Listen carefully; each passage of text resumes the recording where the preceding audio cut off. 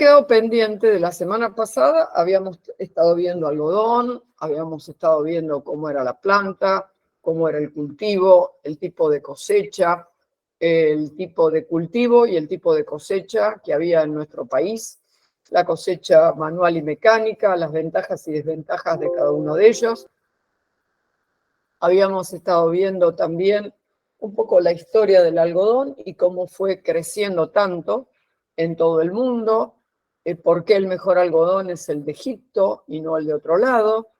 Y habíamos llegado a ver todas las características físicas del algodón. Color, longitud, brillo y todo lo demás. No, con ustedes nos quedó pendiente las propiedades completas, porque cada curso queda a veces colgado diferente. Depende cómo fueron surgiendo preguntas o cómo se avanzó. Vimos entonces todo lo que estábamos diciendo, las características de la planta, las características del cultivo, de la cosecha, y nos faltaba ver el tema de las propiedades. O sea, ¿qué propiedades tiene el algodón? Tanto propiedades físicas como propiedades químicas. Para poder analizar un poco también por qué esta fibra ha sido tan aceptada en todo el mundo, teniendo en cuenta que, como hemos dicho, es una fibra corta que de repente no tiene el largo ideal para que sea fácil de trabajar y sin embargo tiene una capacidad de hilatura interesante.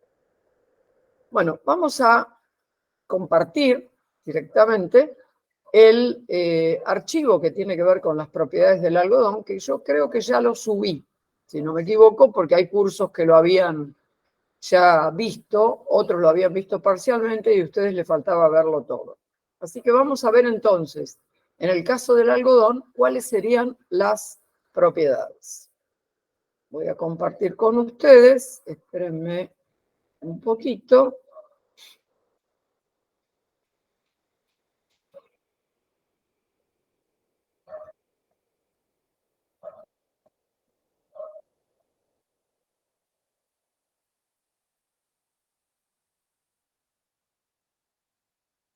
Bien, avísenme cuando ya esté en pantalla, así empezamos a verlo, ¿sí? Que son las propiedades del... Ya está en pantalla, profe. Perfecto, muy bien. Vamos a ver entonces las características físicas del algodón. ¿Cuáles son todas aquellas cosas que lo caracterizan? Y vamos a ver un poco cada una de ellas, qué es lo que sabemos de lo que ya vimos antes y de lo que podemos agregar ahora. En primer lugar, el color. El color del algodón no es blanco. Uno siempre tiene la idea de que la lana y el algodón son blancos, súper blancos y todo lo demás, y realmente no es así. El algodón es de un color cremoso, digamos, un color crudo, ¿sí? ¿Que después puede blanquearse? Sí. ¿Que se puede llevar a más blanco? Sí. Pero el color es realmente color crudo. Muy bien. Ahora, el brillo que tiene el algodón, no tiene brillo. De las fibras naturales, las que tienen brillo son la lana, en el caso de las lanas gruesas, y tiene brillo también, un cierto brillo la seda. Ahora, en el algodón, yo voy a poder darle brillo a través de un proceso que va a ser el mercerizado. Ustedes lo deben haber visto en muchos tejidos de algodón. Muy bien. Quiere decir que originalmente la fibra no tiene brillo. Con respecto a su longitud, acá la longitud figura 2,5 centímetros. A ver, 2,5 centímetros es la menor longitud y llega como máximo a 7 centímetros. O sea, es una fibra corta, teniendo en cuenta que el límite que nosotros dijimos que para que una fibra sea textil es mínimo 2 centímetros. Quiere decir entonces que estamos bastante en el límite. ¿Cuál es la de 2,5 centímetros, 3,5 centímetros? Es el algodón de la India. ¿Cuál es la de 7 centímetros? Que sería la mejor longitud que puede llegar a tener el algodón, la variedad que corresponde al algodón que se cultiva en Egipto. En el medio tenemos lo que sería el algodón americano con una longitud de aproximadamente unos 4 centímetros, valor promedio. La finura del algodón va de 15 a 30 micrones, donde 15 micrones, que es el algodón más fino, es el que corresponde al algodón egipcio, y donde 30 micrones, que sería lo más grueso, corresponde al algodón de la India. Recuerden siempre que en el caso del algodón, las dos condiciones muy interesantes para que una fibra sea considerada con alto valor textil, que son la longitud y la finura, se dan juntas. No hay muchas fibras en las cuales esto suceda. En el caso del algodón, el algodón de mayor longitud, que es el egipcio, también es el algodón más fino. En la lana esto no va a pasar. Las propiedades, digamos, que van a estar cruzadas. Pero en el algodón se dan las dos cosas juntas. El egipcio es el más fino y además es la fibra más larga de todas las variedades. Muy bien. Si insistimos con que la fibra de algodón es corta, ¿por qué ha tenido tanta aceptación? ¿Y por qué es tan fácil de hilar?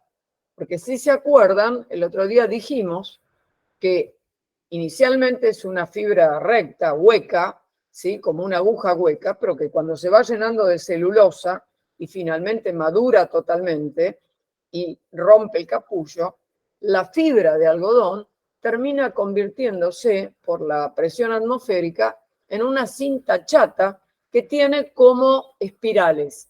Eso hace que deje de ser una fibra derechita, recta, y entonces su capacidad dilatura, el de unirse con otras fibras y mediante la torsión convertir un hilado continuo, evidentemente la posibilidad es mucho mayor. Por eso, entonces, el algodón es una fibra que se ha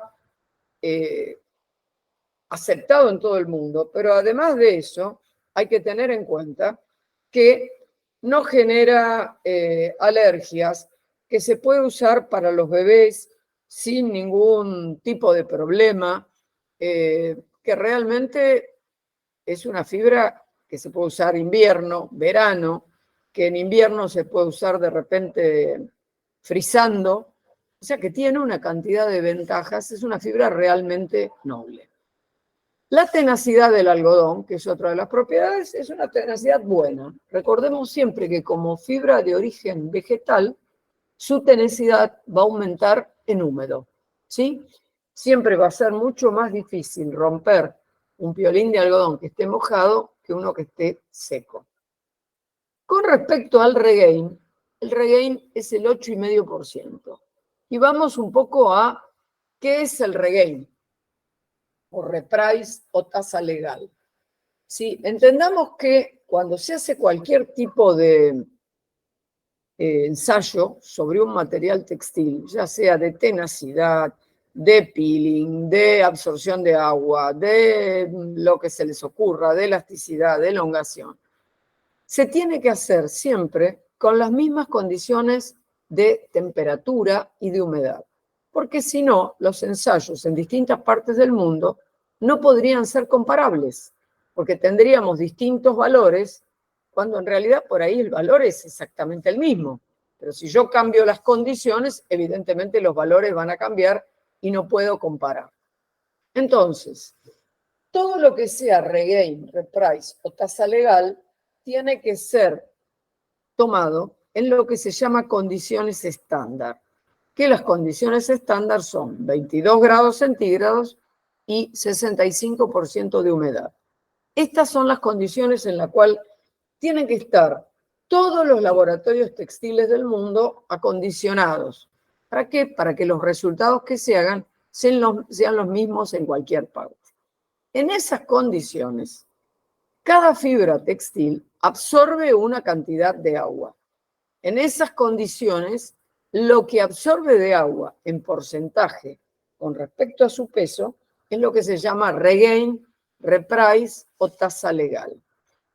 En esas condiciones estándar, así como la lana absorbe un 17%, de repente el algodón absorbe un 8,5% en peso. Es decir, 100 kilos de algodón que yo ponga en condiciones estándar de temperatura y de humedad, van a absorber 8,5 kilos de agua. Eso es el regain o reprise, ¿sí? ¿Por qué se llama también tasa legal? Bueno, se llama también tasa legal porque es la cantidad de agua con la cual está permitido comercializar el algodón.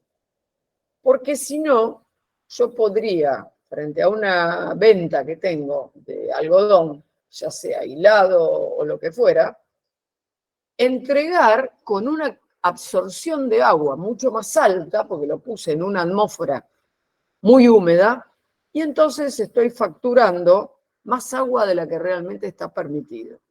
¿Qué es lo que se hace si se manda una partida, por ejemplo, de algodón? Lo que debería hacerse, si estamos hablando de algo que va de exportación y demás, el que lo compra debería tomar una muestra, pesarla y después secarla totalmente. Es decir, llevarla a que después de pesarla varias veces el peso se mantenga.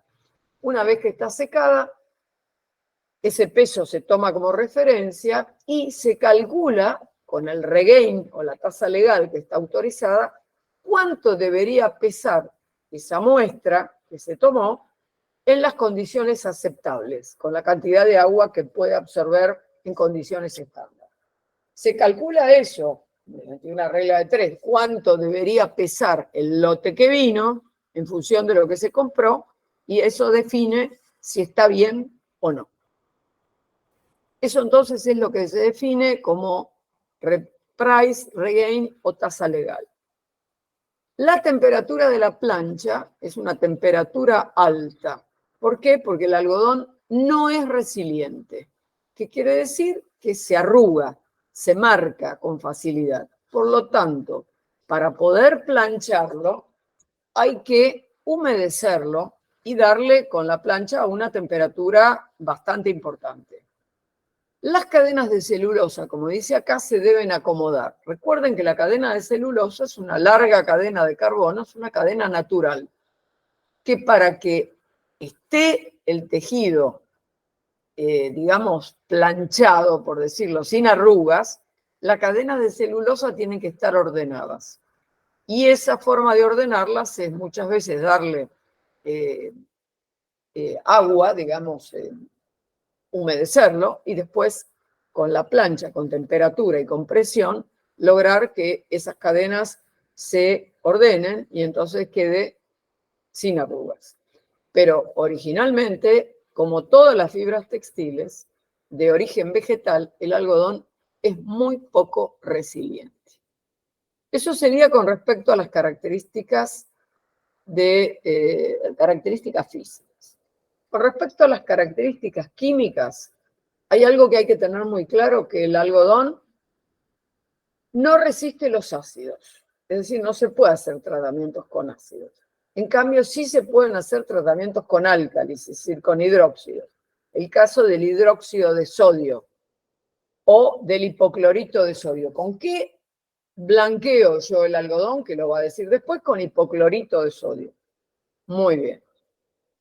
¿Yo puedo usar álcalis con el algodón? Sí, porque el mercerizado trabaja con hidróxido de sodio a una cierta temperatura y bajo tensión. Es decir, si estoy, por ejemplo, mercerizando hilado de algodón, tengo que tenerlo tensionado, porque si no lo tengo tensionado y lo tengo normal, es lo que se llama caustificado. El mercerizado que se le hace al algodón es un tratamiento realmente importante, de los más importantes que hay con respecto a fibras textiles. El blanqueo del algodón se hace con lavandina, que es hipoclorito de sodio, ¿sí? Y esto que dice blanqueador óptimo, bueno, es el blanqueador ideal, digamos, con respecto al algodón. Si yo quiero un blanco blanco, como veo ciertas telas a veces que son blancas totalmente, va más allá del blanqueo del algodón. Cuando ya el blanco es casi brillante, es porque además se ha teñido con un blanco óptico, ¿sí? No nos olvidemos que los blanqueadores ópticos, en realidad, no hacen el efecto de blanqueo, sino que lo que hacen es neutralizar la radiación de color hueso, digamos, ¿sí? O de color más cremoso, y en cambio de eso, emitir como una radiación azul, medio violácea, que hace que el ojo vea como que todo está mucho más blanco. Bien, ¿qué otro problema puede llegar a tener el algodón? El ataque de agentes externos. Por ejemplo, mohos, ¿sí? Hongos, si se lo deja en un ambiente de mucha humedad. Por eso las prendas de algodón que se guardan de una temporada a otra, es importante que estén en lugares donde no haya problemas de humedad. ¿Por qué? Porque se forman como manchas grises, ¿sí?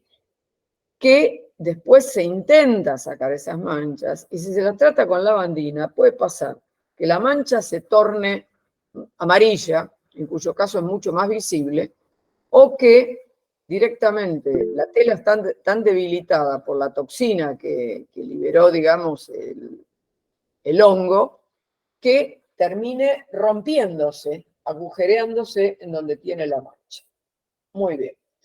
Y por último, el mercerizado, que es lo que nosotros decíamos como que es el tratamiento más importante del algodón, que ustedes habrán escuchado en muchas telas que se compran, que están mercerizadas, los hilos también de algodón que están mercerizados. El mercerizado le da al algodón 4 características importantísimas. Primero, hace que el algodón no encoja a posteriori de ese tratamiento. Asegura la estabilidad dimensional. Segundo, le da brillo. Por eso decimos que si bien el algodón no tiene brillo naturalmente, puede adquirirlo por el mercerizado. Le da un aspecto mucho más sedoso. Lo hace además más resistente, ¿sí? Aumenta su resistencia. Y por último, aumenta también la afinidad con los colorantes. O sea, le da una intensidad mayor en el teñido. ¿Sí? Esto es todo lo que tiene que ver con las propiedades del algodón. ¿Alguna duda con respecto a esto? Antes de que lo saque de acá. ¿Alguna duda? No, profe. Voy a dejar de compartir y voy a cerrar esto.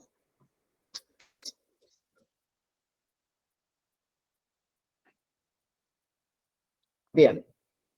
Esto entonces es lo que caracteriza el algodón, tanto en lo físico como en el aspecto químico, ¿sí? Bueno, yo les voy a, para complementar un poco lo que estuvimos viendo de algodón, veo que entraron algunas personas que no estaban, así que les voy a dar entrada. A ver quién no estaba. Morales no estaba. Sí, Facundo también. Iglesias. Escobar, también entraste ahora. Y Antunes también. Muy bien. Tenemos en total 16, 15. 1, 2, 3, 4, 5, 6, 7, 9, 10, 11, 12, 13, 14, 15. Perfecto.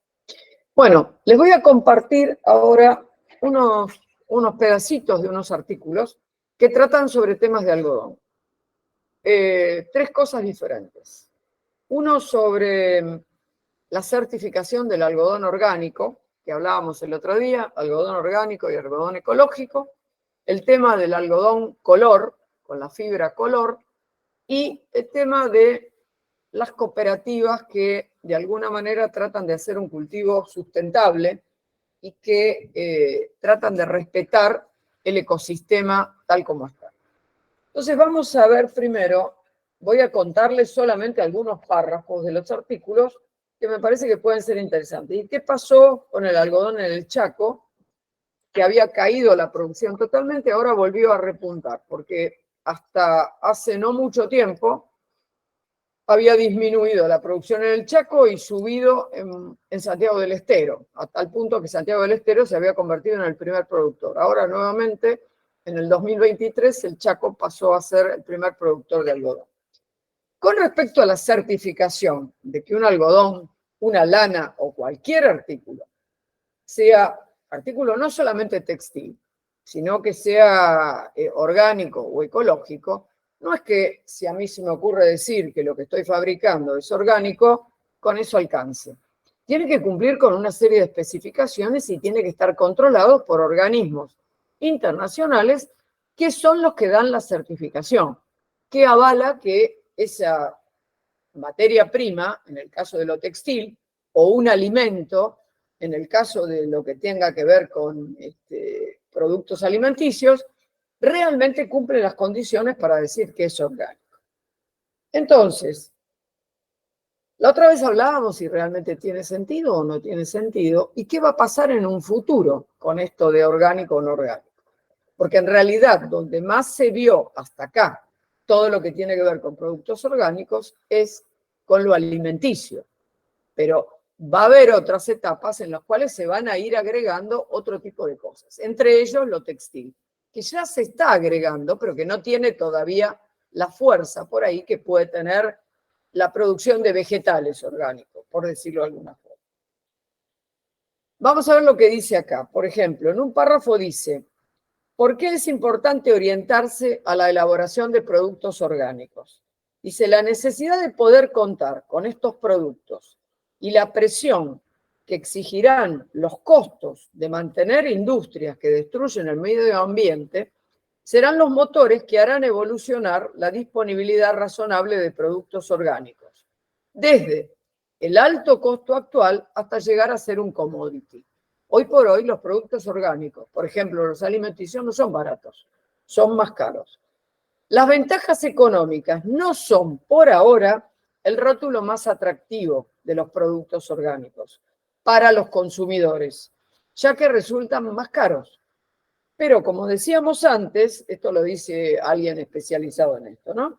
Como decíamos antes, existen condiciones de fabricación de una enorme cantidad de productos que nos son muy familiares, cuyas formas de producción resultan sumamente perniciosas para el medio ambiente, a pesar de que en sí mismos pueden ser inofensivos para el consumidor, ¿sí?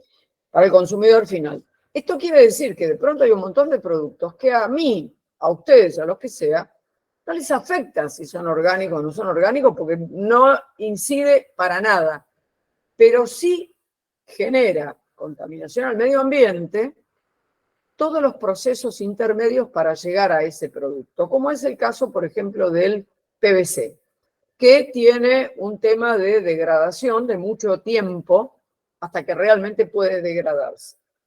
Entonces, las directivas de esta empresa plantean la propuesta de lo orgánico para la industria textil. Dice, el cambio de los hábitos de producción necesariamente se deberá volcar hacia lo ecológico, hacia lo sustentable y aún más hacia formas que nos permitan recuperar todo el terreno perdido en décadas de consumismo masivo irresponsable.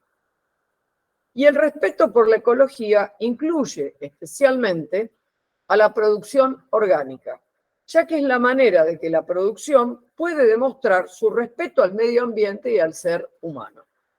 Entonces, así como la demanda de productos alimenticios orgánicos ya es familiar en nuestra vida cotidiana, los consumamos o no los consumamos, sabemos que existen y hay muchos lugares donde se venden productos orgánicos, lugares que le llevan a casa la canasta con productos orgánicos, etcétera, etcétera. El próximo paso serán los textiles. Estamos hablando ya de una cosa más generalizada, ¿no? No porque no exista, porque ya existe producción de productos orgánicos textiles, pero estamos hablando de algo más importante. El próximo paso serán los textiles. Y luego todo lo vinculado con lo que involucra la vivienda. Es decir, se va a ir generalizando en los distintos ambientes, empezando por lo que tiene que ver con la alimentación, porque es lo que uno ingresa al propio cuerpo, ¿sí? De esta forma se van a ir desarrollando todas las políticas productivas nacionales, respaldadas además por leyes votadas por congresos que generarán una presión adicional sobre el tema. Esperemos que esto sea realmente así. Ahora bien, sobre la aplicación, digamos, de todo esto de certificación y demás, esta persona, que es una especialista en la industria textil, que es Álvaro Miró, decía en ese momento que existen algunas empresas que se dedican a la producción, por ejemplo, de lana orgánica.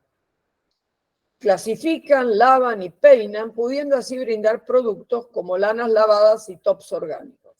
La mayor parte de su producción se orienta a la exportación. También hay experiencias que se están realizando con algodón orgánico, ¿sí? O sea, las dos cosas existen.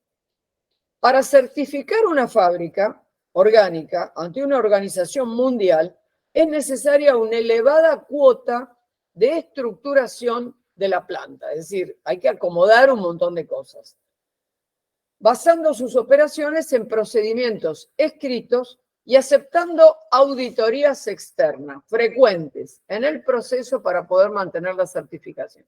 Esto es importante. No es que alguien certifica, le dan una certificación de que está fabricando, no sé, lana orgánica, produciendo lana orgánica o algodón orgánico.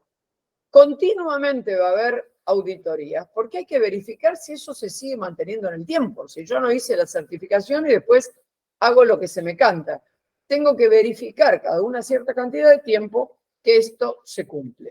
Es decir, no es tan sencillo certificar, pero con el tiempo se va a necesitar para, sobre todo lo que tenga que ver por exportación. Para la entrada en determinados mercados se va a necesitar certificar que por ahí el algodón es orgánico o que también es ecológico. ¿Qué pasa con el algodón de color, cuando es fibra de color?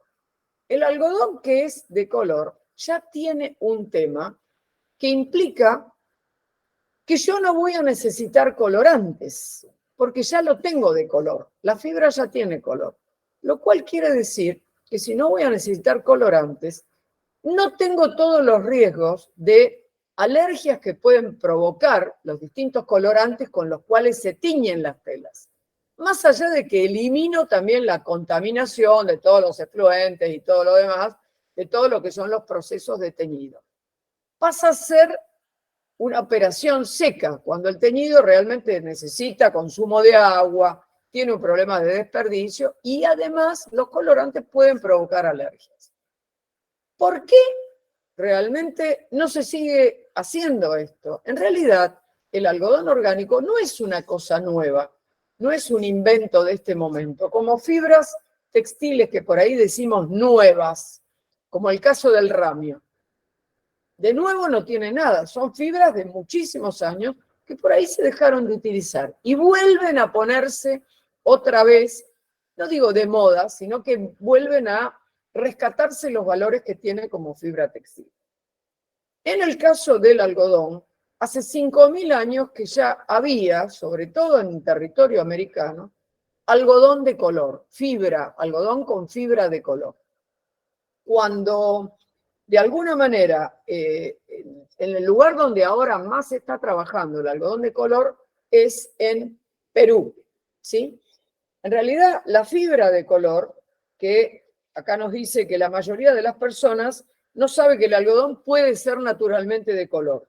Hace 5.000 años ya se cultivaba en América algodón de color.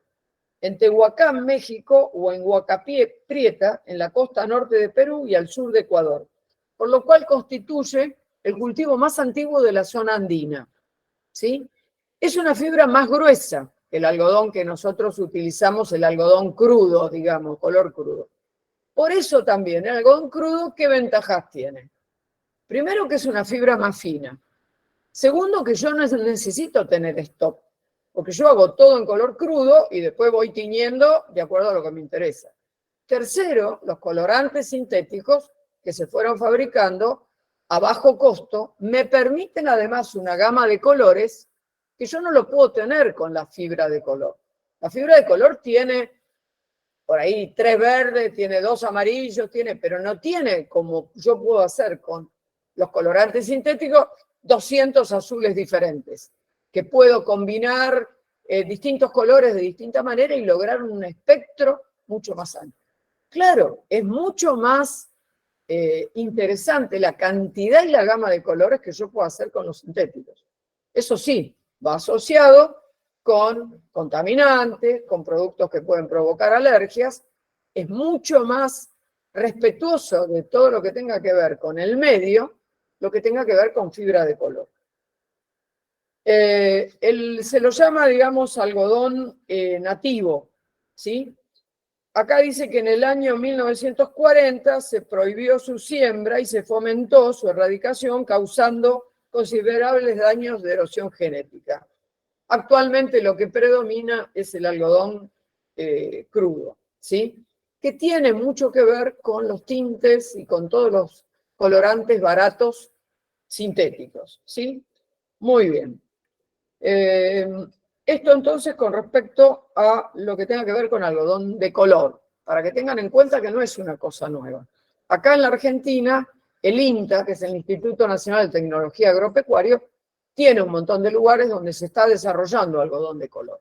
El algodón de color tiene un tema, que puede llegar a contaminar si vuelan fibras, y yo tengo una plantación de algodón de color, qué sé yo, verde, y tengo cerca una plantación de algodón de color, el que normalmente conocemos, el color cremoso, si vuelan fibras, ¿sí?, se contamina, porque de pronto el algodón crudo aparece mezclado con fibras de color verde. Entonces, eso es algo que hay que tener muy claro porque puede generar problemas posteriores. Bien, con respecto a qué pasó en nuestro país, nosotros dijimos que había dos zonas de cultivo.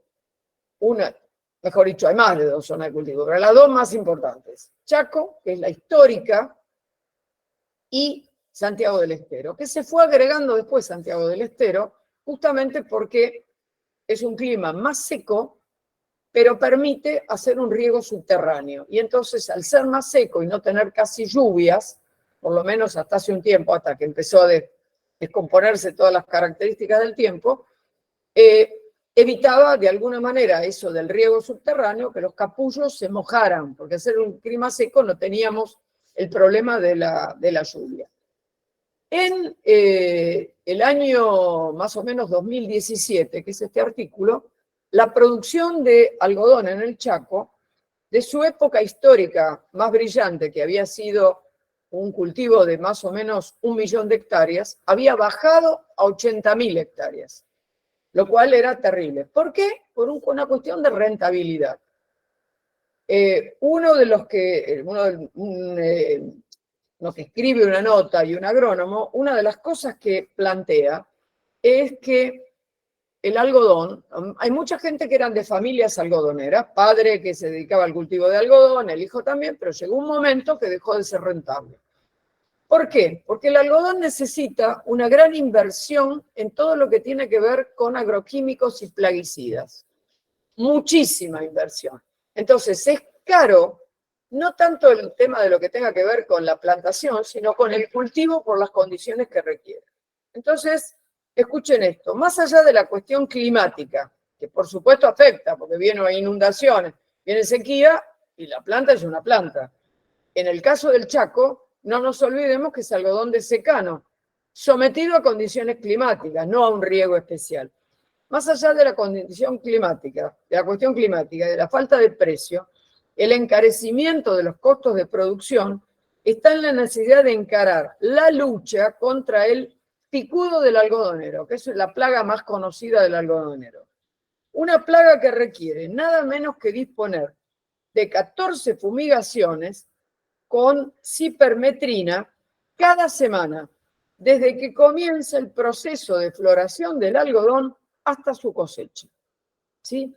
Es decir, que uno de los problemas que hay es cuánto hay que invertir en todo lo que es la parte de elementos químicos y de fumigación.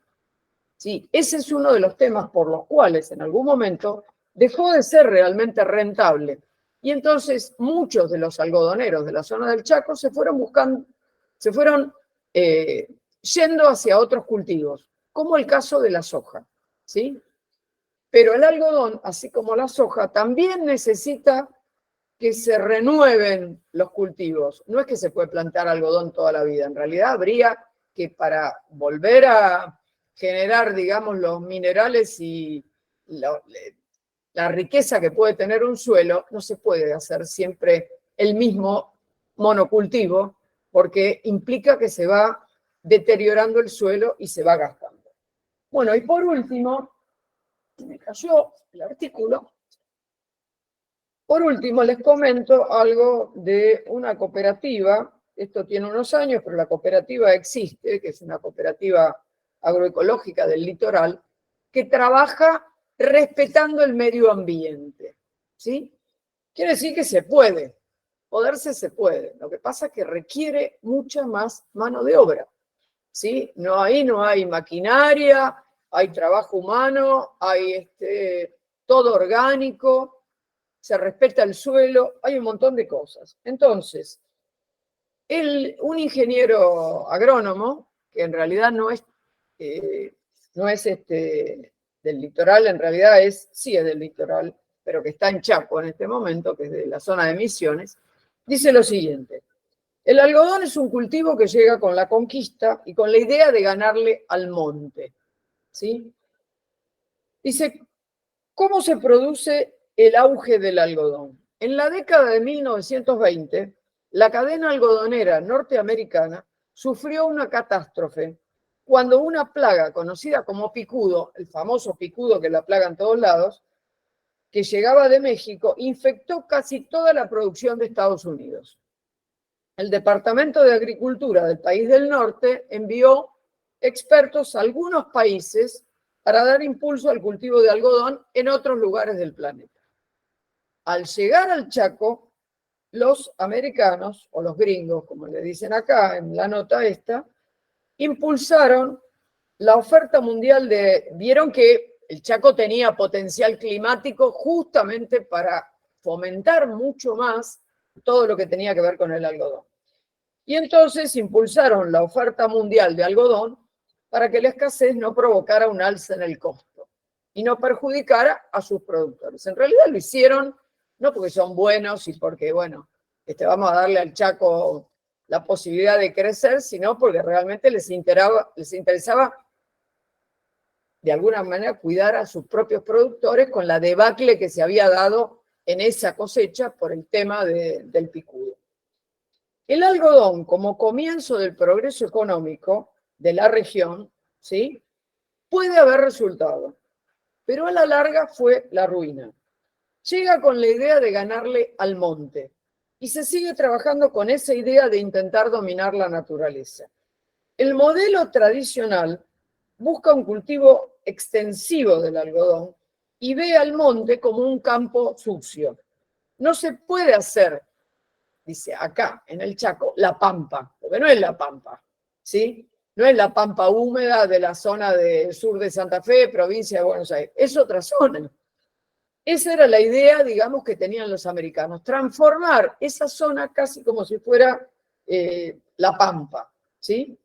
Entonces, una de las cosas que dicen es que esta cooperativa, dice, desde la cooperativa agroecológica tienen otra visión. Para nosotros es necesario el monte, porque es lo único que protege el suelo. Sin la vegetación, el ecosistema es muy débil. Por eso promovemos la idea de hacer la agricultura con monte y con árboles. Para eso hay una serie de técnicas que ellos llevan a cabo, ¿sí? Convenios de trabajo, condiciones de producción. Dice, ¿cómo se hace? Mediante la asociación de cultivos, es decir, no monocultivos, sino que haya varios cultivos que inclusive se van rotando. Abonos verdes, o sea, orgánicos. Implantación de cortinas forestales. El intercultivo, la regeneración del monte, toda una forma de vida. El desmonte, o sea, desmontar, sacar todo lo que hay y dejar arrasado el campo, digamos que afecta a la biodiversidad. Es imposible trabajar con un suelo desnudo, porque el suelo se vuela y va perdiendo sustentabilidad. Se sigue trabajando con esa idea de ganarle al monte, que es intentar dominar la naturaleza. Muy bien. Ahora, evidentemente, hacer este tipo de cultivo implica muchos más días cuando se hace la recolección del algodón, mucha mano de obra, no lo que, no sé, unas máquinas cosechadoras hacen de un montón de hectáreas en 5 días, resulta que se necesitan muchos días para trabajar una hectárea con todo mano de obra humana, ¿sí? No con cosechadora. Entonces, evidentemente, tiene un costo diferente, ¿sí? Otra de las cosas que sucedió, que en los años 1990, más o menos, hubo un auge, un boom del algodón, y todo el mundo quería meterse con el algodón. Y se aseguraba que iba a existir este boom algodonero hasta, no sé, el año 2000 y pico. ¿Y qué pasó? En el medio hubo inundaciones muy fuertes en 1997, 1998, y entonces se fue todo al demonio. Y dejaron de sembrar algodón. Eso fue también una de las cosas que fue haciendo que cayeran todo lo que tenía que ver con la producción de algodón. Es decir, el algodón tiene como fibra natural un montón de cosas que lo atan a las condiciones climáticas, pero además de las condiciones climáticas, lo atan a todo esto que tiene que ver con la inversión que hay que hacer en fertilizantes y en agroquímicos. Es un porcentaje enorme, ¿sí? Mucho, más o menos el 15% de lo que se produce en lo que tiene que ver con pesticidas va a parar todo al algodón, cuando en realidad de toda la superficie cultivada que existe en el mundo, de cualquier cosa, el 3% de la superficie cultivada más o menos es algodón. Pero resulta que el 15% de los pesticidas se los lleva el algodón, ¿sí? Entonces todo ese tipo de cosas juegan también en el tema del precio. Bueno, cerramos con esto para tener un panorama un poco más del algodón y también por qué las fibras sintéticas fueron ganando cada vez más espacio. Las fibras sintéticas derivadas del petróleo no tienen este tipo de problemas de condiciones climáticas, ¿sí? De pesticidas, de agroquímicos, nada de todo eso. Se fabrican por síntesis química y a otra cosa. Entonces, también tienen una serie de ventajas en lo que tiene que ver con la producción, ¿sí? Parece que no, pero todo esto juega. Más allá de las ventajas con respecto a la comodidad, al lavado, al secado, al planchado, al bla, bla, bla, bla, bla, bla. Pero más allá de eso, aseguran un abastecimiento. No depende de si hubo inundación, no. Mientras haya petróleo, todo esto va a ser normal. Y como se están desarrollando muchos otros sintéticos derivados de otras cosas, en algún momento van a ir reemplazándose por otro tipo de sintéticos. ¿Sí? Bien. Chin, bajamos la cortina, ting, ting, y vamos a arrancar con la lana.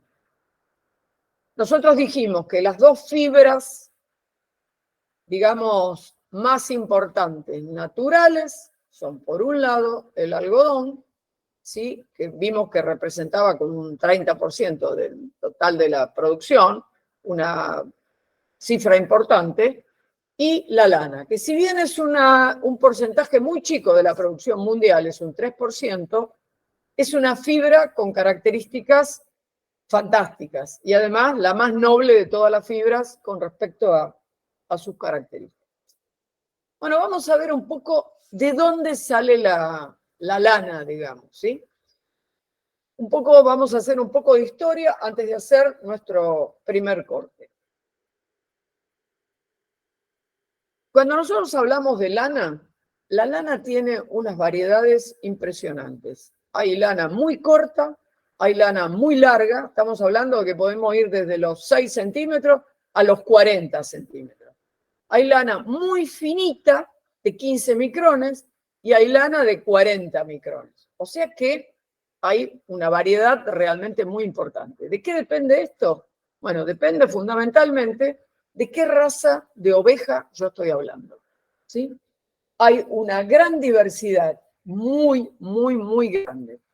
Las dos razas de ovejas que tenemos en los extremos, y con los cuales nosotros, los que tejemos y hacemos una cantidad de cosas, muchas veces trabajamos con algo de eso, aunque ahora casi todo lo que se trabaja, el que teje es acrílico, pero si hay lana, tenemos por un lado la raza merino, que es la lana de mejor calidad, ¿sí? Cuando uno habla de merino, habla de una lana súper fina, la más fina de todas. Y en el otro extremo tiene la raza Lincoln, que es la lana más gruesa, ¿sí? ¿Qué es la que tiene brillo? Las lanas gruesas son las que tienen un cierto brillo, que después vamos a explicar por qué. Muy bien. Esa raza merino llegó a mejorarse totalmente en Australia. ¿Por qué? Por las condiciones que tiene de clima Australia, súper ideales para la raza merino, que es el clima frío, llegando a lograr una fibra merino superior a cualquier merino del mundo. La raza, digamos, la merino tiene normalmente la longitud de la fibra. La fibra es muy, muy fina, tiene 15 micrones. Es como el algodón egipcio, más o menos. Y de pronto tiene una longitud de 7, 8 centímetros. En Australia está lo que se llama la merino electoral, que es muy todavía superior y llega a medir 13 centímetros. Por las condiciones han logrado una raza merino que supera en longitud a la merino que siempre se conoció. Es más fina y más larga. En el otro extremo está la raza Lincoln. La merino viene de España. Digamos que su procedencia podemos decir que es de España. Y la Lincoln viene de Inglaterra, que es una lana gruesa que más o menos tiene 30, 35 micrones, o sea, es el doble de la otra, y puede llegar a medir hasta 40 centímetros. O sea, es interesante, inclusive para poder trabajarla manualmente. Bueno, vamos a tratar de ver un poco, ya 4.000 años antes de Cristo, en la zona de la Patagonia, se usaba lana. Digamos que de entrada, ya en la edad de piedra, las ovejas se cazaban porque no estaban domesticadas todavía, y entonces se usaba el cuero, se usaba para vivienda, digamos, como para hacer cuevas, para hacer toldería, para resguardarse de alguna forma. La lana se usaba para la vestimenta y además se usaba la carne, porque la oveja no solamente sirve como productora de lana, de cuero, de leche, ¿sí? Y de carne. Es decir, no es solamente, puede tener 4 destinos diferentes. Ahora bien, el vellón de lana, o sea, toda la lana que cubre el cuerpo del animal, se usó en algunos momentos como una moneda de cambio, ¿sí? Como algo que permitía realizar cambios, como en su momento puede haber sido la sal también como moneda de cambio. Los griegos y los romanos tenían razas de lana fina que el Imperio Romano, que se extendió en algún momento durante un gran territorio, llevó esas ovejas, esa raza que tenían, la llevó a la zona de España, donde tenía las mejores condiciones para crecer. Era tan importante para ellos esa raza que la cruzaron con una raza griega y así surgió la raza merino, que para ellos era como un capital muy importante. Por lo tanto, estaba totalmente prohibido que las ovejas de raza merino fueran los animales llevados a otro lugar, debían permanecer siempre dentro de España, hasta tal punto que estaba penado con la muerte si esos animales se sacaban. ¿Por qué? Porque era un capital que ellos tenían, el tener esa raza merino que no existía en otro lugar, ¿sí? Bien. ¿Qué pasó? Cuando los moros ocuparon España durante 700 años, siguieron con la misma política. Hola Artur, buenas tardes, te saludo. Siguieron con la misma política de evitar que salieran las ovejas. Muy bien. ¿Qué pasó? No querían que las ovejas salieran, pero de pronto era un material tan preciado que empezaron a formar parte de la dote de las princesas españolas que se casaban con gente de otras casas reales europeas. Y entonces, así fue como la raza merino fue saliendo de España a través de casamientos. El que fue más rápido, digamos, fue Enrique VIII, que se casó con Catalina de Aragón. ¿Y qué hizo? Al casarse con una princesa española, la dote vinieron las ovejas merino.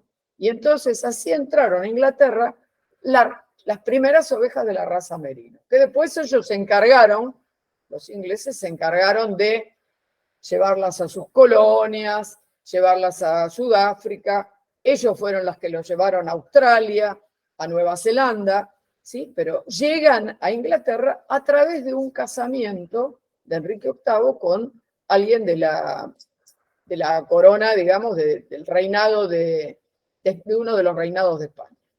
Muy bien.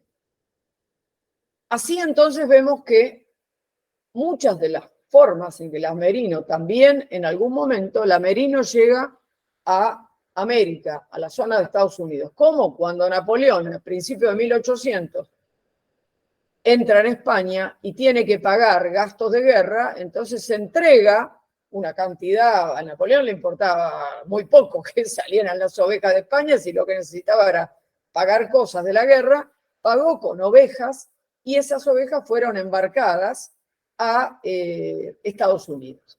Entonces, de a poco fueron desparramándose en distintos lados. ¿Sí? Muy bien.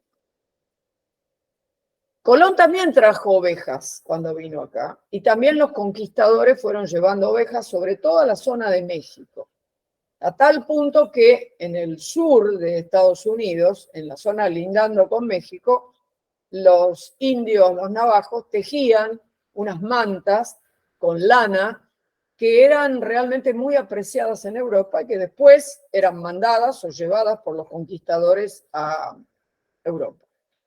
En Estados Unidos se generó un gran problema con la cantidad de cabeza de ganado que fue procreándose, digamos, en un momento determinado entre los laneros y los que creaban ganado bovino. ¿Por qué? Por la alimentación y por los pastos. Porque las vacas necesitan pastos largos, porque arrancan con la lengua, enganchan el pasto largo y se lo comen. Y en cambio las ovejas comen el pasto y es como si fuera una podadora de césped. Dejan todo muy cortito. Entonces se generaron enfrentamientos entre los que criaban vacas o los que criaban ovejas, que llevaron a enfrentamientos que mataron animales, mataron familias enteras, hasta que surgió el alambrado. Y entonces se terminó la historieta y separaron a las vacas de las ovejas. ¿Sí? ¿Qué pasó con lo textil? En realidad, los romanos tenían el concepto de que si tenían ovejas, bueno, estarían los pastores, que eran hombres y todo lo demás, pero lo que se hacía después, el hilado, el tejido, eso estaba todo en manos de las mujeres. En época de los romanos era así. La hilatura, la tejeduría estaba en manos de las mujeres. Posteriormente, todos los productores, ellos mismos después hilaban y tejían artesanalmente. Era una cosa que no estaba expandida como una fábrica, sino que cada uno producía, hilaba y tejía. Hasta que en el año 1600 y pico surge la primera fábrica en Estados Unidos, en Massachusetts, ¿sí? Surge la primera fábrica que tiene que ver, una fábrica lanera. Por supuesto, no estamos hablando de algo súper importante, porque muchos años después recién empiezan las máquinas a vapor. También en Estados Unidos es donde va a surgir la primera fábrica más grande del mundo que existió. También surge en Estados Unidos en el año más o menos 1854, dice acá. En Massachusetts se construye la textil lanera más grande del mundo, ya ahí con un criterio mucho más importante. Por eso, entre ya de años, muchos años atrás, había todo un gran enfrentamiento entre Inglaterra y Estados Unidos, porque Estados Unidos eran colonias inglesas, que empezaron a crecer y así como en un momento dependían de Inglaterra, lo textil, al tener cabezas de ganado, crecer, crecer, crecer y tener mano de obra, llegó un momento que fueron competencia para Inglaterra. Entonces Inglaterra le cortó los víveres en todo lo que tenía que ver con la industria textil. Pero los americanos fueron creciendo por su lado. De hecho, un norteamericano es el primero que crea, es el que crea la primera máquina de hilar, ¿sí? La primera continua de hilar, del hilado realmente hecho en una máquina.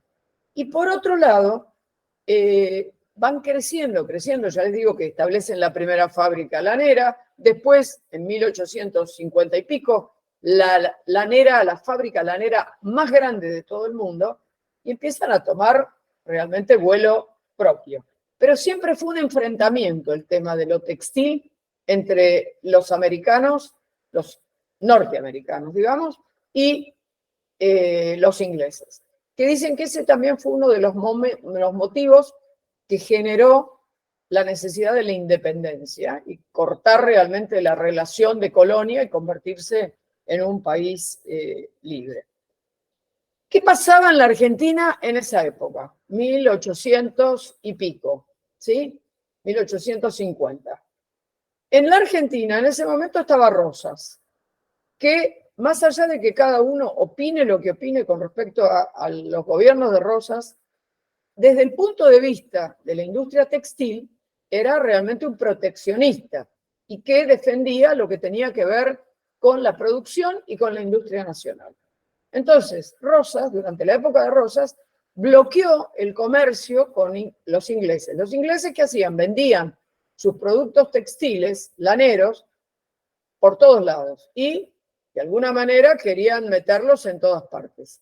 Y resulta que acá no dejaban entrar los productos. ¿Por qué? Porque Rosas consideraba que con lo que se producía en el noroeste, que se producía de lana y se tejía de barracán, barlleta y demás, alcanzaba para resolver el consumo interno. Por lo tanto, no tenía sentido que se entraran productos de afuera. Por supuesto, los ingleses no les gustaba nada y estaban esperando que Rosas se fuera para que otro tipo de gobierno les diera la entrada, cosa que sucedió después de la caída de Rosas.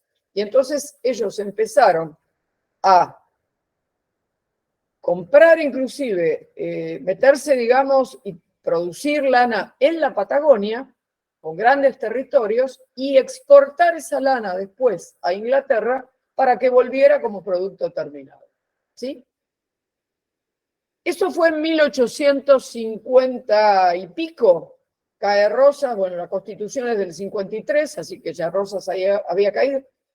Han pasado de 1850 hasta acá, nos llegaron a pasar 200 años, habrán pasado, no sé, 180, 170, pero no cambió mucho la cosa. O sea, estamos muy parecidos.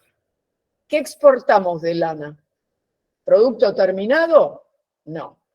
¿Hilado? No. ¿Tejido? No. Exportamos lana sucia, ¿sí? Así como en otra época seguimos más o menos con la misma mentalidad. A pesar de que ha habido un montón de gobiernos de distinto tipo y demás, no se exporta con valor agregado, que sería lo que realmente nos convendría. O sea, sería mucho más interesante, en lugar de exportar lana sucia, ¿sí? Exportar lana en top, o sea, ya como la mecha, digamos, trabajada, o en hilado, o en tejido, ni que hablar si pudiéramos exportar producto terminado. Ayer en otro curso alguien me dijo, ¿nosotros no podríamos hacer? Sí, claro que podríamos. En alguna época hubo producción de tejidos de lana y hubo fábricas muy importantes que trabajaban lana, trabajaban casimires con muy buena calidad. Quizás lo que puede diferenciar los casimires nuestros a los italianos o a los ingleses puede ser los procesos de terminación, que ellos tienen acabados textiles por ahí mejores que nosotros. Pero no vamos a hablar de que van a usar mejor materia prima, porque en muchos casos usan la nuestra. O sea que acá estamos en condiciones de poder hacer, pero hay muchas fábricas de esas que desaparecieron. En una época en San Martín estaba Max Iuda, que hacía unos tejidos de lana hermosísimos, realmente muy buenos, pero bueno, han ido desapareciendo. Pero que se puede hacer, sí, se podría hacer perfectamente. No es que no, no es que no se pueda. Bueno, la Argentina es un productor de lana importante. No sé ahora en qué lugar está, estaba en el tercer lugar, no sé cómo estará ahora en cuanto a la producción, habría que ver cifras actuales, pero como exportador, también Nueva Zelanda, Australia son exportadores muy importantes y productores y exportadores, lo mismo que Sudáfrica. El tema es que se exporta. Nosotros seguimos exportando lana, digamos, sin agregarle valor.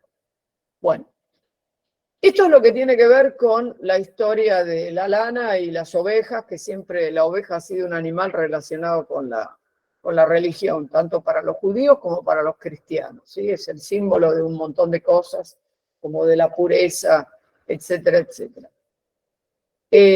Vamos a ver ahora, después que hagamos un paréntesis, cómo es la fibra de lana y qué características tiene, qué características físicas, qué características químicas, y todo lo que trae la fibra de lana, por qué es un proceso tan caro, ¿sí? Más allá de que tengo que criar la oveja, tengo que darle de comer, tengo que tener veterinario, tengo que curarle la sarna, bla, bla, bla, bla, bla, bla. La lana no es como el algodón, que es un proceso en seco, yo traigo, no el capullo, traigo el algodón porque ya hice el desmotado, que es separar la semilla de la fibra, y en realidad abro el algodón, todo proceso en seco, hasta que cuando tiño, bueno, ahí será en húmedo. Pero en sí, la apertura del algodón, la hilandería, es todo en seco. Pero las impurezas que trae el algodón son impurezas vegetales, lo que arrastró cuando se cosechó de resto de hoja, resto de tallo. En cambio, la lana trae otro montón de cosas, porque es un animal que de alguna manera tiene impurezas de todo tipo, sus propias impurezas que genera, como el caso de orina, excremento, sudor, grasa, todo eso es propio del animal, más todo lo que trae del medio ambiente. La eliminación de todas esas impurezas es lo que hace que el proceso de la lana sea mucho más complicado. Y si bien es una fibra fantástica, desde el punto de vista de las características que tiene, por algo se va dejando, porque si conviniera económicamente, no se reemplazaría por otra cosa. Cuando algo va cambiando es porque económicamente de alguna manera no conviene. ¿Sí?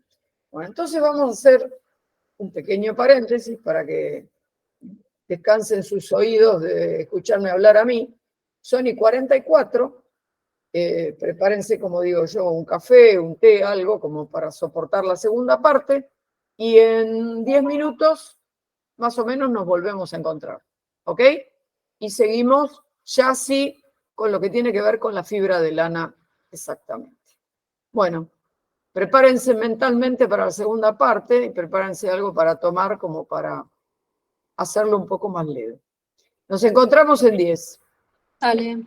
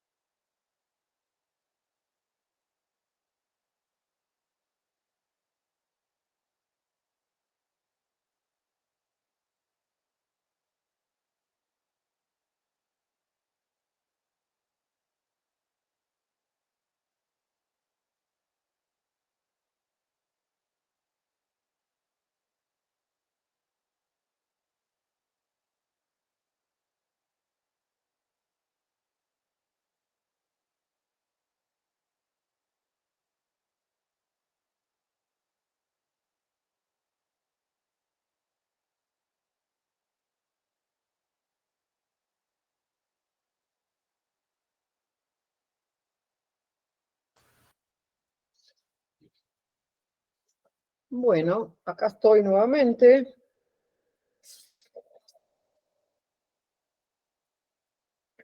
Como para retomar. No sé cuánto tiempo pasó porque no me fijé la hora. Y la verdad que me puse a hablar con alguien del colegio por otro tema. Y acá estoy. Bueno, vamos a ver un poco qué pasa con la fibra de lana. La fibra de lana es un pelo, ¿sí? De un mamífero, que en este caso es la oveja, que crece sobre la superficie de la piel. Ese pelo atraviesa la epidermis y surge de un folículo piloso, como cualquier pelo de los que nosotros tenemos en la cabeza. El origen, hay un folículo piloso. En este caso, el folículo piloso, de donde surge la fibra de lana o pelo, tiene a los dos lados una glándula. En un caso la glándula sudorípara y en otro caso la glándula sebácea. Es decir, ambas producen sudor y grasa, que son cosas que después voy a tener que eliminar, pero que acompañan a la fibra durante todo el tiempo. El sudor del animal y la grasa. La grasa es lo más difícil de eliminar de todo lo que trae la lana. Pero si bien es lo más difícil de eliminar, es necesaria para todos los procesos que se van a hacer y para que, de alguna manera, la lana se mantenga unida durante el crecimiento del animal y que cuando yo esquile saque el vellón completo. Ese es un tema. Me permite además la grasa hacer un reconocimiento del tipo de fibra, ¿sí? Desde el color que puede llegar a tener la grasa a la forma en que la grasa hace que se vayan formando los mechones sobre el vellón del animal. Después la voy a eliminar. No la voy a eliminar en su totalidad, porque siempre algo de grasa tiene que quedar para que la lana pueda aguantar los procesos posteriores, porque si está reseca, se va a quebrar. Entonces, la grasa funciona como un lubricante para todo lo que va a tener que soportar en la hilatura, la tejeduría y demás. Bueno, tenemos entonces que la fibra de lana es también una larga cadena.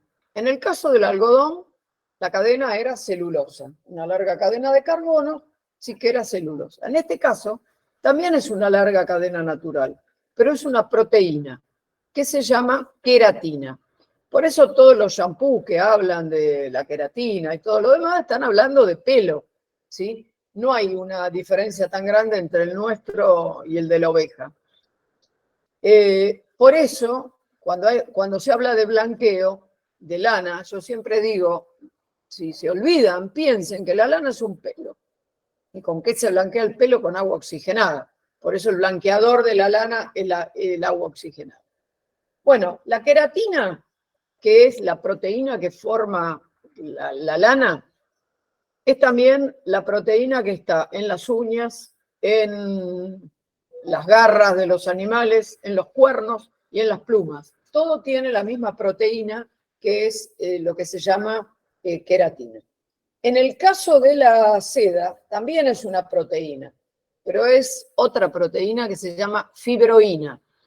Son proteínas porque son de origen animal, obviamente, ¿no? La diferencia entre la proteína de la seda y la proteína de la lana es que en el caso de la lana tiene azufre. ¿Qué es lo que da ese olor que nosotros decimos a pelo quemado? Bueno, es la presencia justamente del azufre. Cuando ustedes miran la fibra de lana al microscopio, con un microscopio de muchos aumentos, la fibra de lana se ve como si fuera un conito que está todo cubierto de escamas, ¿sí? Como si fueran las escamas de pescado o como si fuera un techo de tejas donde una teja va insertándose abajo de la otra. Vamos a ver si tengo mis dibujitos por acá. Bien, esas escamas son justamente las que favorecen la hilatura de la lana. ¿Por qué? Porque gracias a esas escamas es mucho más fácil que una fibra de lana se enganche con otra y que cuando después se le da la torsión sea mucho más fácil mantener unidas las fibras. Por eso la lana tiene una gran capacidad dilatura. Esas escamas que tienen sobre y todo el exterior de la fibra de lana van a cumplir un montón de propiedades. Pero lo más interesante es la capacidad dilatura y después vamos a ver cómo influyen en lo que sería el afieltrado o el apelmazado de la lana. Si yo miro la fibra de lana, ¿sí? Voy a ver algo así, como si fuera un cono que en lugar de ser liso, tiene toda la superficie con escamas, que se van como tejas que se van insertando una abajo de la otra. Si yo hiciera un corte transversal en la fibra de lana y pudiera mirar, ¿sí?, cortada transversalmente la fibra, vería una sección circular en donde tengo una parte exterior, que es la cutícula, ¿sí?, y tengo todas las escamas que son como dientitos de sierra. En la parte más grande, digamos, lo que ocupa más espacio de la fibra, tengo lo que se llama la corteza. Ahí es, como en el caso del algodón, era la pared secundaria, acá se llama corteza, donde están todas las propiedades de la lana. Es decir, ahí tengo lo que define la elasticidad, la absorción de agua o la higroscopicidad, lo que define la capacidad del teñido. Todo está acá. En tanto que en el centro hay algo que es la médula, que se espera que sea lo más chica posible. ¿Por qué? Porque la médula no tiene las propiedades que corresponden a la corteza, que eso es lo que pasa en los pelos. Los pelos tienen mucha médula, son estructuras fundamentalmente medulares, y entonces no tienen las propiedades de la lana, ni la elasticidad, ni la capacidad de teñido, ni nada de todo eso, porque tienen muy poca corteza y mucha médula. Entonces, ¿qué diferencia hay si una lana es fina o es gruesa? Cuando yo tengo una lana fina, estas escamas, vistas acá cuando hago el corte, ¿sí?, transversal, estas escamas son pequeñitas y la médula es muy pequeña. A medida que la fibra de lana es más gruesa, las escamas son cada vez más grandes, son dientes más grandes, y la médula va a ir, acá no agrandó mucho, pero la médula, en la parte de esta central, va a ir siendo un poco más grande.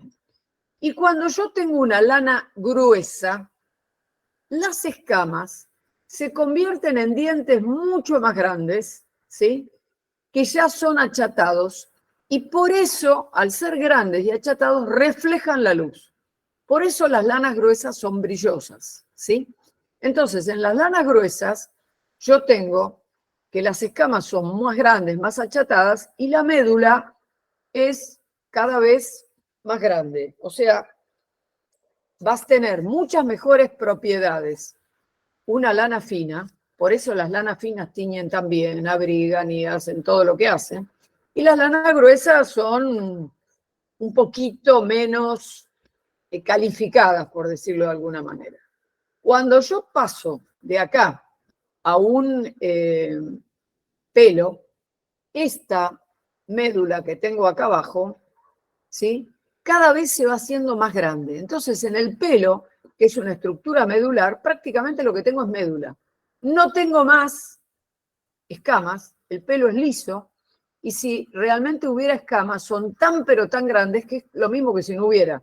Entonces, el pelo no tiene la misma capacidad dilatura, no tiene las escamas, no tiene casi corteza, y la médula se hizo tan grande que no tiene ninguna de las propiedades de la lana.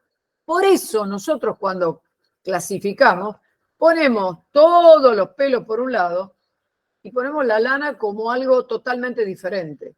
Es un pelo que se llama lana porque tiene características totalmente diferentes. ¿Sí? Bien. Vamos a seguir.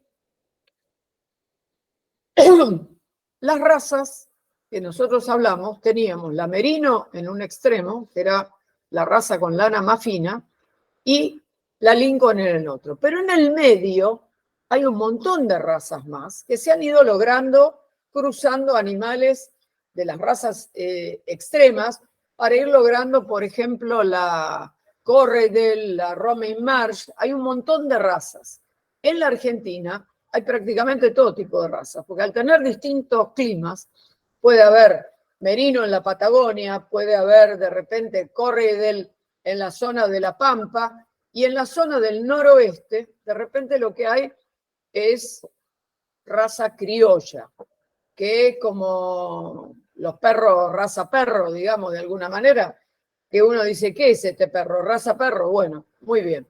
La raza, digamos, criolla es una cruza de razas que no tiene una cosa definida, que es la que normalmente se cría en la zona del noroeste.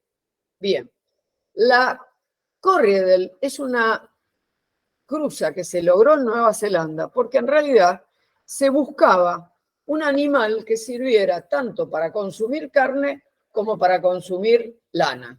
¿Por qué? Porque los que producen lana, las mejores ovejas que producen lana son las merinos, pero son ovejas chicas, entonces son interesantes para dar buena lana, pero no para la producción de carne. Y la Lincoln, que da buena producción de carne, porque es un animal más grande, de repente la lana no es de tan buena calidad. Entonces fueron haciendo no sé qué cantidad de cruzas, hasta que lograron una raza que más o menos sirve para las dos cosas, que es la Corriedale, que se escribe Corriedale, ¿sí? Que es una raza que en nuestro país se tiene y que depende de los países que la tienen, algunos la usan para consumo de carne, y otras la usan para lo que tenga que ver con lana. Porque como dijimos, la oveja en realidad puede dar cuero, ¿sí? Que todas las prendas de cuero de oveja son realmente buenas, que implica la matanza del animal. Carne, que también implica la matanza, y leche y lana, que implica no matar el animal, sino utilizar cosas que nos dan. Muy bien. La longitud de la fibra dijimos que varía totalmente, desde la merino, que tiene 7-8 centímetros, hasta la lingo, que puede llegar a 40. Y la finura también varía notablemente, desde 15 micrones a 35-40 micrones, las lanas más gruesas. ¿Cómo se recolecta la lana? Hay que sacarle la lana al animal. Cortarle la lana implica lo que se llama esquila. Esquilar es hacer pasar la oveja por la peluquería, en una palabra. ¿Cuántos tipos de esquila hay? 3. Hay una esquila mecánica, hay una esquila manual y hay una esquila química, que acá en el país no se usa, pero que existe. La esquila manual es una esquila con tijera, ¿sí? Donde se ata al animal, se atan las patas para que el animal no pueda moverse y se va cortando con la tijera como para sacarle toda la lana que tiene. ¿Qué riesgo tiene? Que bueno, con la tijera muchas veces se lastima el animal y entonces la lana aparece con manchas marrones que son manchas de sangre por lastimaduras que se han producido. La esquila mecánica es con un aparato como los que se usan para afeitar las cabezas y demás en las peluquerías, pero más grande.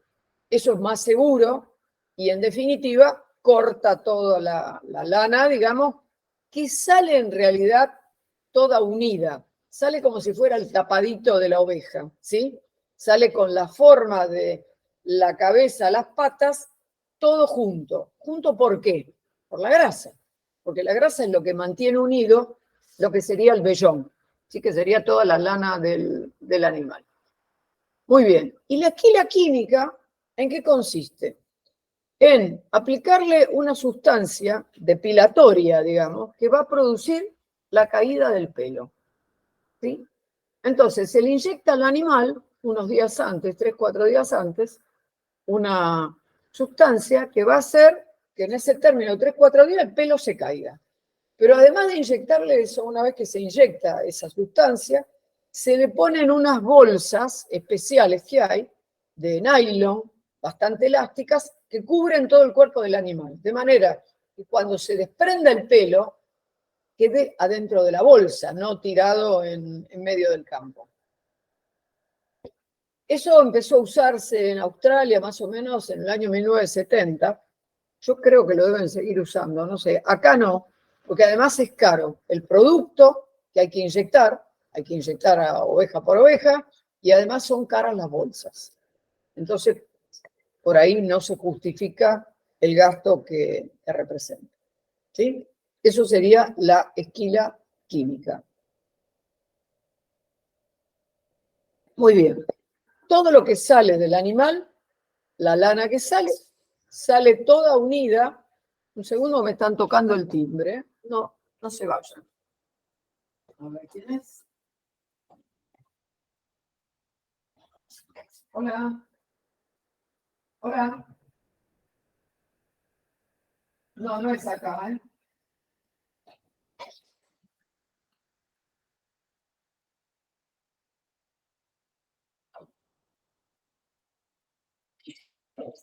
No, era Claudio el enfermero, que evidentemente para mí no es. Por lo menos supongo, capaz que alguno de mis vecinos me escuchó hablar cosas incomprensibles y llamó a alguien, pero no, es para otro departamento seguramente. Bueno, entonces, el vellón sale todo unido con una forma más o menos así, ¿sí? A ver si se ve acá. Aproximadamente con una forma parecida a esto. Parece como si fuera una alfombrita. Tiene de alguna manera la forma del animal y aparece unido toda la lana por la grasa. La grasa va juntando primero las fibras de lana en mechones y de acuerdo al tipo de lana, si es fibra fina, fibra gruesa, la forma de los mechones es diferente. O sea que la grasa sirve en la clasificación de la lana. Cuando sale el vellón se clasifica en ese momento. ¿Qué quiere decir clasificar? Definir el grado de calidad que tiene, aparte de la raza y demás. Si bien yo sé que lo que estoy criando es oveja, raza, lo que fuera, Romain Marsh, supongamos, no todas las partidas son iguales, porque pueden haber una cantidad de factores que han influido en la producción de la lana y que han hecho que la oveja tuviera una serie de inconvenientes, por lo cual la calidad de la lana no es la misma. Además,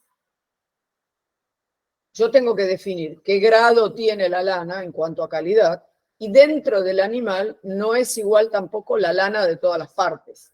O sea, es mucho mejor la lana por ahí de los cuartos delanteros y traseros que por la circulación, por el movimiento de las patas, y haber más circulación en esa zona, está más irrigado y entonces la lana es mejor. Evidentemente, cuando está el vellón, los clasificadores van mirando todo eso, porque una vez que se enrolló el vellón con la grasa que tiene el animal, es un pegote. Entonces ya cuando se abre en la fábrica para empezar con el lavado de todo eso, es imposible clasificar la lana ahí, porque ya se pegoteó todo. La forma de ver la calidad de la lana es en el momento que se esquiló. No hay otro momento, ya después es imposible. Muy bien. ¿Qué vamos a hacer entonces con el vellón que ya tenemos clasificado? Hay partes que están manchadas por la orina, por los excrementos, están manchados y tienen puntas amarillas en el vellón que no van a poder solucionarse. Entonces, lo primero que se hace es sacar esa parte que sabemos que no va a servir o que va a servir para algo de mucho menor calidad, pero que no se puede juntar con el resto para el mismo fin, porque está manchado y no va de ninguna manera a desmancharse. Esa operación se llama despuntado, ¿sí? Porque le voy sacando todas esas puntas amarillentas que ya no sirven, ¿sí? O que no sirven por lo menos para lo que yo voy a hacer. Hay 3 o 4 cosas que pueden hacer que la lana baje la calidad. Hay algunas cosas que desmejoran la lana. Están las llamadas lanas de hambre o lanas hambreadas. Están las lanas que tuvieron con sarna y están también lo que se llama lana madre. Las lanas hambreadas, cuando el animal en un periodo de tiempo pasa hambre, la fibra se angosta y se estrangula y es mucho más frágil, ¿sí? Entonces no tiene exactamente la misma calidad, puede quebrarse. Es como que en el periodo de hambre la fibra, creo que tengo un dibujito por acá, esto, ¿sí? En el periodo de hambre, a ver, ¿cómo es esto? En el periodo que la oveja pasa hambre, la fibra, en lugar de tener todo el mismo ancho, se angosta en este espacio de tiempo y se hace mucho más sensible y mucho más quebradiza. De la misma manera, si la oveja quedó preñada, todo el alimento que consume va a parar al feto y entonces la lana está debilitada, que son las lanas madre. Y también si la oveja tuvo sarna, ¿sí? Que es un bichito como un ácaro que va poniendo huevos debajo de la piel del animal y va produciendo una gran picazón y además va haciendo que la lana termine cayéndose. Y entonces quedan con manchones donde queda la piel expuesta, que es lo que se llama piel de elefante. ¿Sí? Entonces, para combatir la sarna existen como caminos que son como piletones, digamos, donde la oveja va pasando y donde se le aplican productos antisarna. También existen productos antisarna y antiparasitarios que se le aplican en la cabeza del animal, algo parecido a lo que se hace, por lo menos con los gatos y creo que con los perros también, los antiparasitarios que se le aplican en la cabeza, que no solamente son para lo que tenga que ver con pulgas, garrapatas y demás externas, sino que además entran por contacto con la piel al torrente sanguíneo y combaten todo lo que sea parásitos y demás problemas que pudiera tener el animal internos. Bien. Hasta acá estamos con problemas que podría tener el animal, digamos, existen también vacunas que se dan, que se vacunan los animales para prevenir todo este tipo de problemas que pueden llegar a afectar, digamos, la lana. Bien, uno de los problemas que tiene la lana, yo esquilé, hago el bollo con el vellón y va a la fábrica. Ahí tengo que empezar con la limpieza de la lana. Y acá no es como que abro el algodón, que pasa por la carda y lo abro. Acá viene con impurezas de todo tipo. Hay que tener en cuenta que la lana va a tener 4 tipos de impurezas. Por un lado, las propias del animal. Viene con sudor, con grasa, con orina, con estiércol.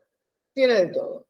Por otro lado, tiene impurezas que son impurezas vegetales, digamos, ¿sí? De pronto tiene palitos, semillas, semilla de trébol, abrojos, que es la parte quizás más difícil todavía que sacar que la grasa, que tengo que eliminarlo, porque si no muchas veces algunas de esas impurezas vegetales zafan en los distintos procesos y llegan hasta el final. Y a veces pasa que en un suéter uno tiene algo que le pincha y es un resto, un pedacito de abrojo, un pedacito de semilla de trébol, que pudo sortear todos los procedimientos que se hicieron y todas las maquinarias y termina en el final. Por eso es muy importante la eliminación de las impurezas vegetales. Y también tengo impurezas minerales, que serían toda la tierra, arena en algunos casos, que pueda estar metida dentro de la lana. Sobre todo en las zonas que tienen muchos vientos. ¿Sí? Que se va metiendo todo eso adentro de la lana. Más todavía en lanas merino, donde el rulo es tan chiquitito que todo eso queda atrapado de alguna manera adentro. Y después puedo llegar a tener impurezas, a ver qué dice acá. Profe, me retiro, ok. También puede haber impurezas químicas, digamos, por marcaciones que se hicieron en el animal, por lotes o por lo que fuera, que después eso, si no, eso no se puede sacar por ahí con brea o con el material que se haya usado, hay que cortar también esa parte del vellón con la marca, porque eso no sirve, ¿sí? Entonces hay que eliminar todo ese tipo de cosas. La lana tiene todo un proceso de lavado, por eso también resulta complicado. Hay que lavarla y hay que hacerla pasar por distintas bateas de lavado. Es como que va pasando de una a otra y generando lo que se llama como un tren de lavado, donde son varias bateas. La lana entra en una, sale, va a la otra, sale, va a la otra, sale, y el proceso es continuo. Yo puedo estar alimentando continuamente con lana. Yo voy haciendo entrar la lana en la primera batea, totalmente sucia, y en contracorriente viene el agua limpia. El agua va entrando en un sentido y la lana va pasando en el otro. Y va pasando de batea en batea, limpiándose cada vez más. El tema es que la tierra, por ahí, no sé, la arena, todo eso con el agua va cayendo. Todo lo que tenga que ver con el sudor también se puede de alguna manera disolver con el agua y con ciertos productos y se elimina. El tema está en la grasa, que la grasa no es tan fácil de eliminar. En algunos casos puede llegar a eliminarse durante los procesos de lavado, pero hay otras formas también de eliminar. Uno es con el proceso de lavado y las otras formas de eliminarlo son o con solvente, a ver, ¿alguien me está diciendo acá? No, o con solvente o con un sistema de enfriamiento, ¿sí? Son las dos formas o las tres formas de eliminar. Lo más común o lo más sencillo es eliminarlo en el proceso de lavado, teniendo en cuenta que es un proceso continuo, donde la lana va entrando continuamente y saliendo, por el otro lado, limpia.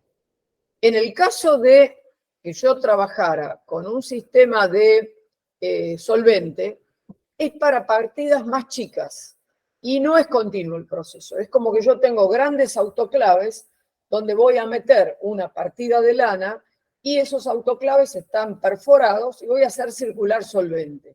Ese solvente lo que va a hacer es, de alguna manera, hacer que la grasa, extraer la grasa con el solvente y después, mediante un sistema de recuperación, volver a recuperar el solvente para seguir trabajando con otras partidas de lana. Ese sería el sistema con solvente. El sistema con solvente tiene un tema. Primero, que no es continuo. Yo extraigo la grasa, no es continuo. Y segundo, que puede pasar que tengo que asegurarme que cuando saqué el solvente y sequé, no quede quebradiza, no haya sacado tanta grasa que quede sin nada de grasa. Porque cuando se saca la grasa de la lana, hay que asegurarse igual que quede un 0,3%, más o menos, que es la grasa que queda abajo de las escamas, para evitar justamente todos los procesos posteriores, que sea frágil, que se quiebre y todo lo demás. Entonces, si llegara a tener problemas con que le falta grasa, yo tengo que buscar la manera de hacerla pasar por un lugar donde la voy rociando con aceite para generarle otra vez la lubricación necesaria. Es lo que se llama enzimaje, ¿sí?